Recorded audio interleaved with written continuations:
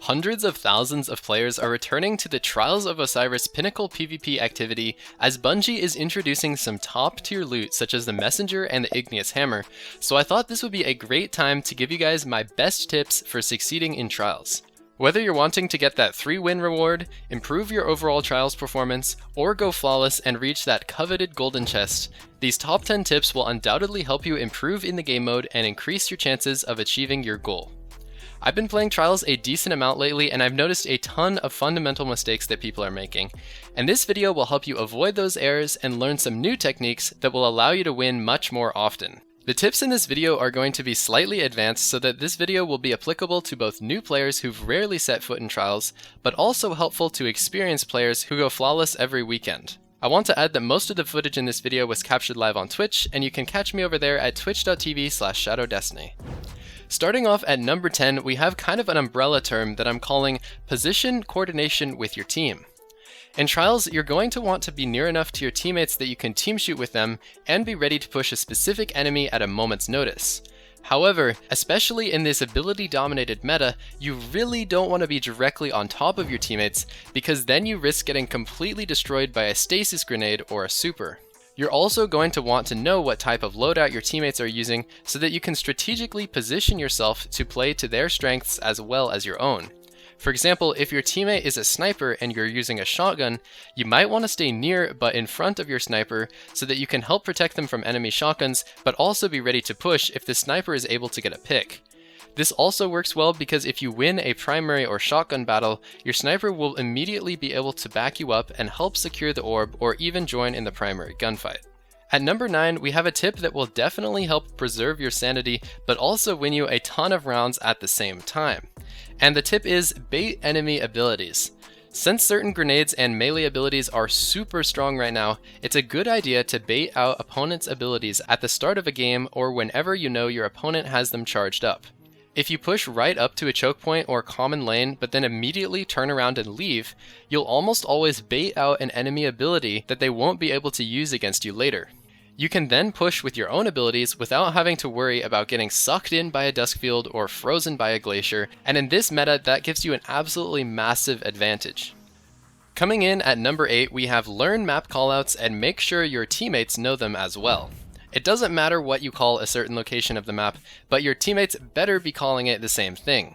You may notice that the game provides some names for different locations near your radar, but sometimes those words are really long or kind of annoying to say, so before you go into Trials, make sure everyone on your team knows how to call out all of the important parts of the map for that weekend. You can go into a private match for a couple minutes before your play session in order to accomplish this goal, and perhaps even find some cool off angles to use to your advantage. For example, you can stand on top of this door frame in Dead Cliffs to see all the way to dark, and nobody will ever expect this. Learning the map callout names is incredibly important for communication, but it's especially important for this tip I'll call 8.5. If you notice that an enemy player has isolated themselves by going on a flank, tell your team about them and you can push them all at the same time to create an artificial 3v1 that's in your favor. This is an incredibly powerful action to take, and I guarantee that it will win you a ton of rounds even against experienced players. For tip number 7, we have optimize your loadout. Before you go into Trials, you're going to want to make sure that you have the best possible armor, subclass, and weapon combinations in order to give your fire team the greatest chance of victory. This is not the game mode for using that random off-meta gun that you think is good but nobody else uses. Make sure you're using viable weapons and also armor mods that are best for PvP. Mods like Unflinching, Targeting, Dexterity, Seasonal mods, and Charged with Light can be really important for making a strong build. And of course, make sure that all of your gear is masterworked and max power if possible, and definitely take off all PvE mods such as Champion and Boss Spec. For tip number 6, we have perfect your class ability usage. In Trials, all 3 class abilities are extremely important, and I highly recommend running high recovery on Warlocks, high mobility on Hunters, and high resilience on Titans so that you can get your class abilities very frequently. Having a dodge every 13 seconds for Hunters is incredibly good for survivability, which is huge in Trials because, after all, it's an elimination game mode. For Warlocks, having an Empowering Rift is good for securing a 2-tap kill with a 120 RPM hand cannon, or just doing more damage than your opponents expect. Healing Rifts are also fantastic for holding angles because you're a lot harder to kill and they will win you primary gunfights all the time. Titans though, Titans have the most OP class ability for Trials. If your ally dies to a sniper or anything that's not a shotgun, you can simply put up your Titan barricade and revive them for free. You can also employ the highly annoying strategy that is using the Titan's Ramparts exotic to shoot through your barricades and quite literally get free kills because it's impossible for your opponents to damage you. I love having a Titan on my team because their barricade revives just win rounds for us all the time. Tip number 5 is to manage your 1v3 situations properly. If you're in a 1v3, you're going to want to turn that situation into a series of 1v1 engagements because your chance of outgunning 3 people simultaneously is basically 0. You can do this by running for a short time and then turning around in order to catch the first person who peeks you. You can also use a technique called slicing the pie in order to strategically only engage one person at a time. This is done by peeking a corner like this so you don't expose yourself to the entire room at once. However, keep in mind that in 1v3 situations, you are only building 1 super and your opponents are building 3, so definitely make your move fast. More about this later. Tip number 4 is to make the most of a pick. In Trials of Osiris, a pick is when your team is able to secure the first kill in a round. The person who got the kill should immediately call out the location of the kill so that everyone knows where the orb is and how to protect it. In most cases, your team should move together until you are very near the orb in order to make sure it doesn't get revived. Being very near the res also makes it much more difficult for your opponent to use a Titan barricade to wall it off. Good teams will be able to win most of the rounds in which they get the first pick because they are able to secure the orb, and winning a 2v3 is way easier than winning a 3v3. Tip number 3 is the flip side of 4, and that is avoid getting picked by having an escape route. You should always be playing your life in Trials, and the best way to do that is to always have an escape route if you get unexpectedly pushed by the entire enemy team. You really don't want to get caught out in the open by yourself, so the best thing you can do is play near cover and always have an idea in the back of your head of what you need to do in order to survive. As I mentioned in the previous tip, the team that gets the first kill gets a massive advantage, so ensuring that you're not the first person to get killed is very important to the success of your fire team. If the enemy team does get the first pick, sometimes they will try to do tip number 4 and push in really aggressively, but sometimes they will push without their whole team, and this can result in an easy kill for your team. If that happens, you're going to want to revive your teammate as fast as possible to give your team the advantage.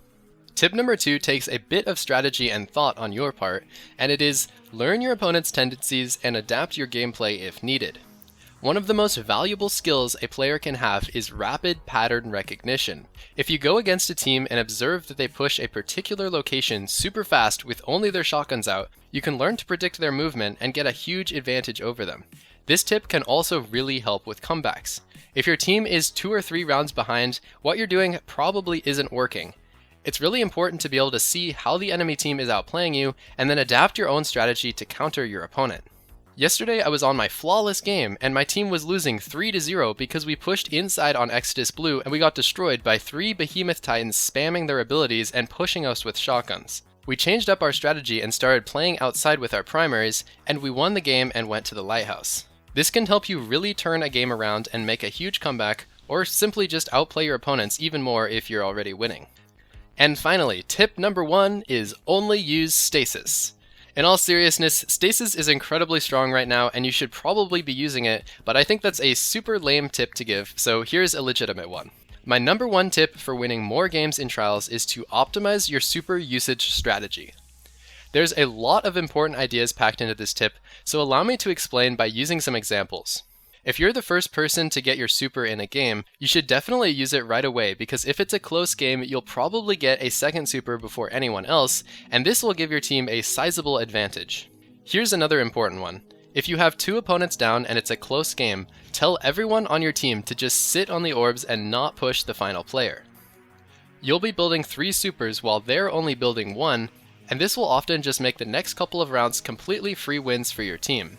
And of course, the flip side of this is if you're the last player alive, you got to make a move fast. It doesn't matter if you jump off the map, try to pull off an insane 1v3, but whatever you decide to do, never wait and let your opponents charge 3 supers. You've also got to plan your super usage with your teammates, and beware of opponent supers.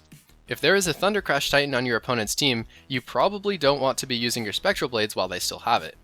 Instead, your teammate who is running Chaos Reach can use his super first, or you can just wait until the Thunder Crash activates. Another really underrated use of your super is securing revives. If one or both of your teammates is down and you have a roaming super that lasts for an eternity, I'm looking at you, Behemoth Titans. A great idea is to pop your super and scare away your opponents, get one revive, and then use the rest of your super to push your opponents directly. This can turn a hopeless 1v3 into a massively advantageous 3v3 that is very difficult for your opponents to outplay. I will warn you though, if your teammates are dead in a really exposed location, this is probably going to be a bad idea because your opponents can just shoot you in order to interrupt the revive. At the end of the day, a lot of these tips boil down to solid communication with your team, so make sure that is your top priority. I really hope this video helps you in your mission of bringing your Trials game to the next level. Please give me a thumbs up or thumbs down rating and subscribe with notifications so that you can watch my next video. My community has a Discord server where we offer feedback and give improvement tips, and we also love to play Trials and other activities. Everyone watching this video is welcome to join us, and the link to join is in the video description. With that said, thank you very much for watching the entire video, and I hope to see you in the next one.